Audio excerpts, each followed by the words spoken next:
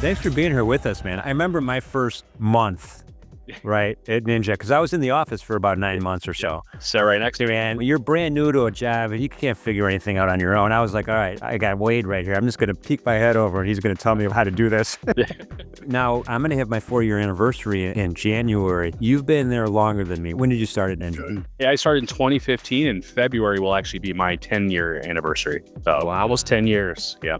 All right. Well, congratulations. Thank you. Yeah, I started out in the brokerage sales team, inside sales associate as a broker, working with new clients, onboarding them. Kind of worked my way up through the ranks there, became the sales manager, eventually the director of sales. And then I started also overseeing business development team. And so for the last couple of years, that's what I've been doing, is overseeing both of those teams. Now I solely focus on the business development team. So 2015, though, you've witnessed quite an evolution that the company's gone through. In 2015, Ninja was a brokerage firm, right? Or no, it was a platform firm. But what was the time frame there? So about 6 months before I joined, NinjaTrader and Mirror's Futures, the brokerage, came together to form NinjaTrader Brokerage. At that time, we were really just kind of getting our start, working with a lot of seasoned traders. There weren't a lot of new traders at that time. Like onboarding, you'd see a lot of people who had been through the ringer before, or they were trading somewhere else and they were moving to NinjaTrader. So, it was a much different type of conversation at that point. People kind of knew the lay of the land, but as time's kind of grown, you see a lot more people, kind of the rise of retail, kind of entering this industry.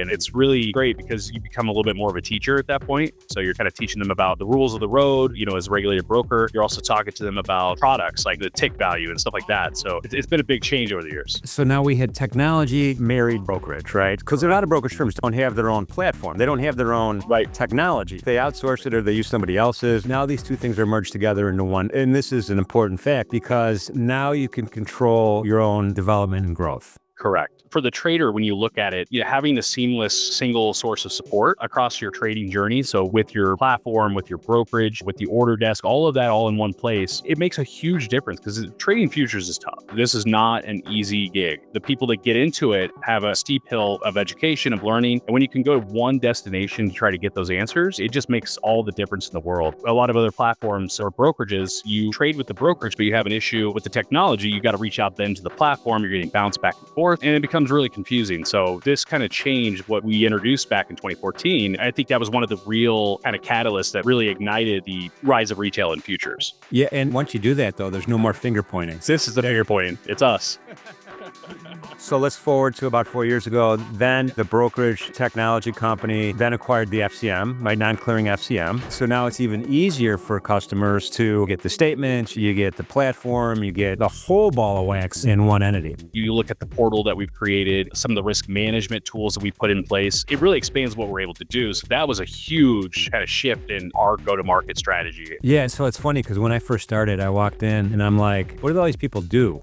And it was, this is the support team. Yeah, a huge part of the Chicago office is our support team. They take up a pretty significant part of the 14th floor at least. Really great team. They are tremendous. The evolution over the last few years, our ability to service customers, that team just knocks it out of the park. Yeah, so in addition to that area, you also are very active on the ecosystem side, right? The NinjaTrader Ecosystem, we call it. Tell us a little bit about the evolution of that. So the ecosystem started as a way to engage with third-party vendors to get them to bring their products to NinjaTrader, develop their add-ons on the NinjaTrader platform, service NinjaTrader customers, provide them with all kinds of different services, content, products. So that was the original founding purpose. It was to bring more vendors to NinjaTrader, provide more value to the NinjaTrader clients. And it was a huge success for years. And kind of what changed over time, though, is we were very agnostic about how we approached the ecosystem. We didn't promote any individual vendor. That's not something we've done to this point. We've really focused on just kind of here's the opportunities you have to our customers and letting them kind of decide the route they want to take. What's kind of changing here and kind of our focus moving forward is really a shift to focus more and more on customer success, giving traders the tools that they need to be successful, to come into this industry and kind of at least know a path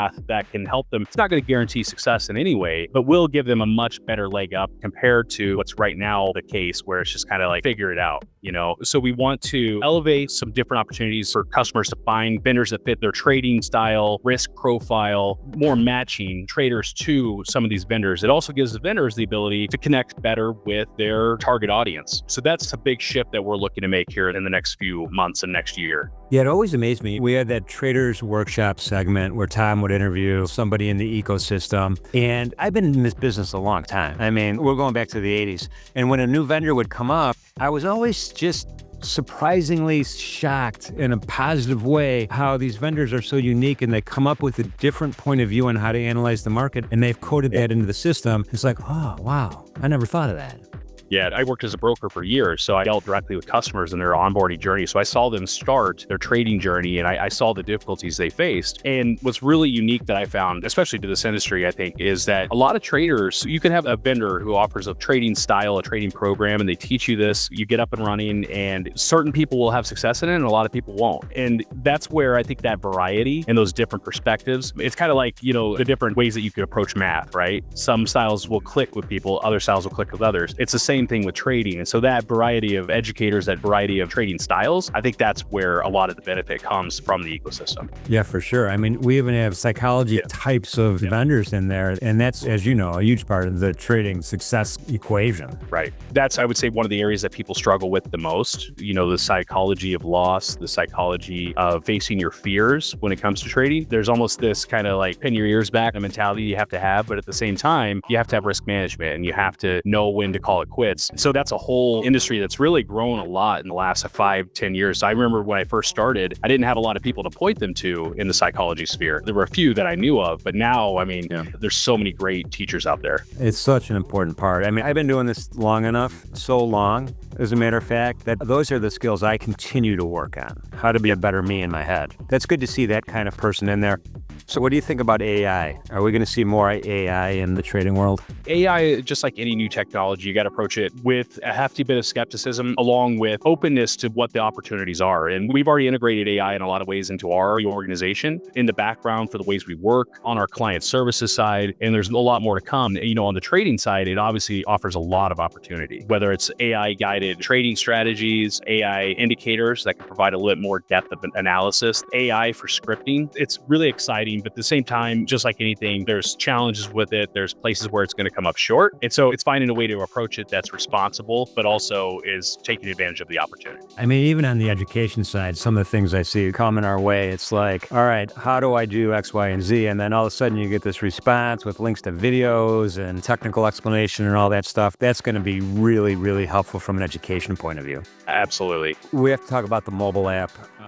So, I have a version of it and I've been banging away at it. And I was always the guy that said, I don't care how good a mobile app is, you can't trade with it on a cell phone. I've turned around. I've been banging on this thing. It's unbelievably awesome. It's a tremendous change because that was always my belief as well. Some of these people may have spoken with me on the phone beginning their trading journey years back. A lot of them would ask, do you have a trading app? And it's just like, well, do you want to monitor the market or are you looking to trade? You don't trade on a mobile app. That was always my mantra. This application has really changed my mindset on that. From the material design, the ability to navigate the platform, so much easier than our previous implementation, and it creates a whole new avenue for trading. And I'm really excited to see it go live. Even if you're just using it for charts, quotes, whatever, every night before I go to bed, I go on the apps, I go through all the market, because it's real-time data, right? It's real-time charting, and you can see what's happening in the evening session. And I want to know that before I go to bed in the morning, then we'll see what happened. It's a whole new opportunity when you can access the market so easily on the go. It's something that I don't think was really ever implemented well, and this new tool really is. I'm so excited for it. Something you said earlier, the rise of retail. We've heard our CEO, Marty Franke, talk about the rise of retail. What's your experience with that so far? We were seeing it and we were talking about it in like 2018, 2019.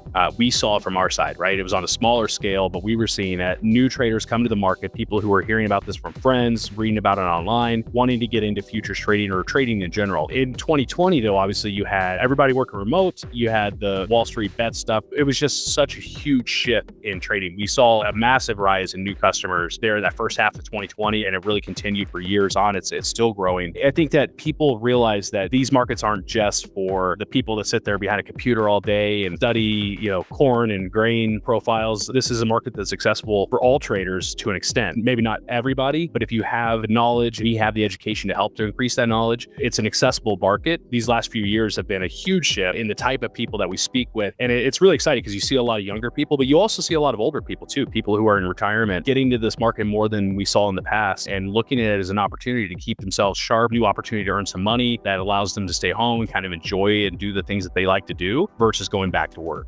Well, give me something to do in a few years. Me too, don't worry. You start with minis and then to micros. It really changed kind of the landscape and the ability for people to be able to access this market. It's important to manage your risk. It's important to have enough funds to be able to trade this market. It's not for everybody, but it does make it much more accessible. And we've set up a really good system to support that. Absolutely. Well, Wade, I appreciate your time today, especially on a Friday, man. Happy Friday. Thank you. This presentation is for educational purposes only. All of the symbols, trading ideas, and live trading are for demonstrational purposes and are not recommendations or trading advice.